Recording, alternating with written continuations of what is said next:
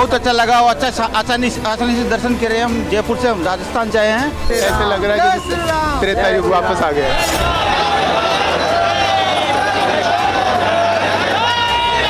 500 साल का सपना सभी का पूरा हुआ है, बहुत खुशी की बात है। गेलाई जना का पूरा बुद्धि ज्ञान हुआ पहला न है चीता चोरावा के मंदिर बा।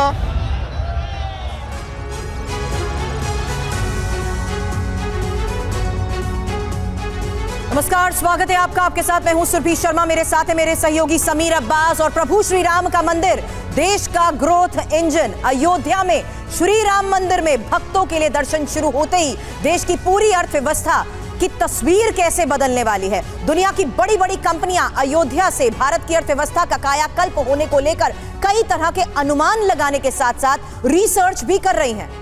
क्या विकास के नए मॉडल का रास्ता भी आस्था के केंद्र से होकर ही गुजरने वाला है? जी हां, चौंकाने वाली बात यह कि 1.25 लाख करोड़ का बिजनेस हुआ राम मंदिर की प्राण प्रतिष्ठा को लेकर। जगह जगह जो खरीदारियां हुई, जो बाजार गुलजार नजर आए, उसके बाद और अब बात हो रही है 37 लाख करोड़ के बड़े आंकड़े की। कैसे, ये हम आपको बताएंगे। अयोध्या में रामलला की स्थापना से भारत में क्या क्या बदल जाएगा। हर दिन से लेकर सालाना कितने श्रद्धालुओं के अयोध्या रामनगरी पहुंचने का अनुमान जताया जा रहा है। राम की नगरी अयोध्या की बदली तस्वीर से भारत का खजाना कितना भरेगा। क्या अयोध्या आस्था और भक्ति का सबसे बड़ा सेंटर बनने जा रहा है? क्या दुनिया में धार्मिक पर्यटन का पूरा मानचित्र बदलने वाला है? प्राण प्रतिष्ठा को लेकर बीते करीब 1 महीने में भारत में कितना कारोबार हुआ? इन सभी सवालों पर आज हम करेंगे विस्तार से बात। लेकिन बड़ी खबर के साथ शुरुआत करते हैं, जहां बता दें अयोध्या में रामलला के दर्शन का आज दूसरा दिन है और आज मंदिर में दर्शन के लिए बेहतर व्यवस्था है। आज भी श्री राम मंदिर के बाहर लोगों की भारी भीड़ है। भक्तों की लगभग 1 किलोमीटर लंबी कतारें नजर आ रही हैं। आपको बता दें कल 5 लाख लोगों ने रामलला के दर्शन किए। हालांकि भीड़ को नियंत्रित करने के लिए अयोध्या जाने वाली सभी बसेस को कैंसिल करने का भी फैसला लिया गया है। जी हां, तो राम भक्तों की भीड़ इतनी ज्यादा है कि संभालना मुश्किल हो रहा है। कल सुबह जब हमें तस्वीरें देखने को मिली राम मंदिर की तो अव्यवस्था नजर आई, लेकिन दोपहर तक इस अव्यवस्था को पर काबू पा लिया गया और सब कुछ व्यवस्थित नजर आया। लेकिन जो आंकड़ा सामने आया है वो देखिए कितना बड़ा है। 5 लाख लोगों ने पहले ही दिन दर्शन किए हैं रामलला के राम मंदिर पहुंचकर। तस्वीरें आपके सामने हैं। दर्शन का आज दूसरा दिन है। कल 5 लाख भक्तों ने रामलला के दर्शन किए और आज भी भक्तों की लंबी लंबी कतारें नजर आ रही। लेकिन इस बीच सबसे बड़ी खबर, जहां अयोध्या से विकास की रफ्तार मिलने पर बड़ा दावा किया गया है। अमेरिकी कंपनी जेफरीज की अयोध्या पर आर्थिक रिपोर्ट। अयोध्या से भारत के विकास में तेजी आएगी।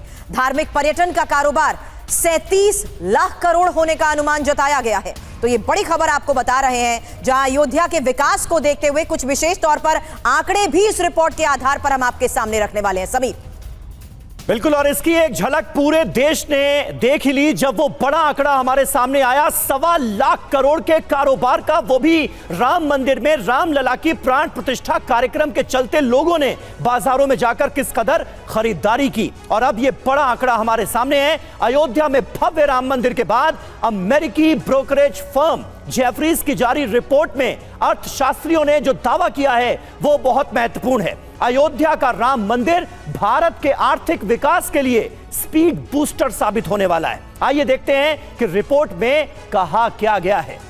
राम मंदिर देश का विकास इंजन कैसे बनेगा? अयोध्या में 83,000 करोड़ से ज्यादा के निवेश की उम्मीद है। धार्मिक पर्यटन भारत के पर्यटन क्षेत्र की आधारशिला ये बनता हुआ नजर आ रहा है।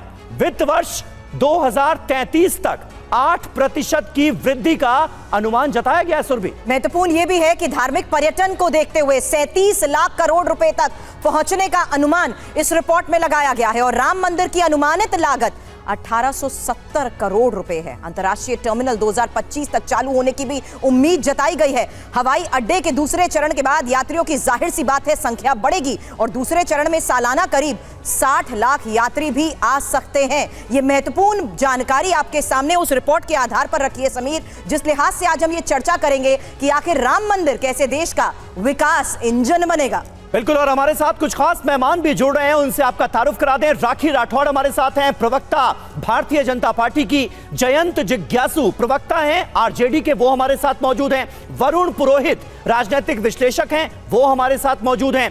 जितेंद्र पीएस सोलंकी अर्थशास्त्री भी हमारे साथ इस वक्त जुड़ रहे हैं और कुमार कुंदन भी मुझे इस वक्त स्क्रीन पर नजर आ रहे हैं। अयोध्या से वो हमारे साथ मौजूद हैं। इस वक्त कैसे भक्तों का रेला नजर आ रहा है अयोध्या में, उस पर हम बात करेंगे। लेकिन राखी जी, पहला सवाल आपसे, ये प्रभु श्री राम का मंदिर तो देश के विकास का इंजन बनता हुआ नजर आ रहा है। 1.25 लाख करोड़ का कारोबार राम मंदिर की प्राण प्रतिष्ठा को लेकर, और अब जो बड़ा आंकड़ा सामने आया वो 37 लाख करोड़ का है। बिल्कुल, आपने सही कहा समीर। और जिस तरह से इंतजार के बाद में राम मंदिर का प्राण प्रतिष्ठा का कार्यक्रम हुआ, जिसका इंतजार हिंदू जो लोग हैं उन्होंने बहुत सालों तक किया, और उसके बाद जो बूम इकोनॉमी में है, एक पॉजिटिव संकेत है आत्मविश्वास के।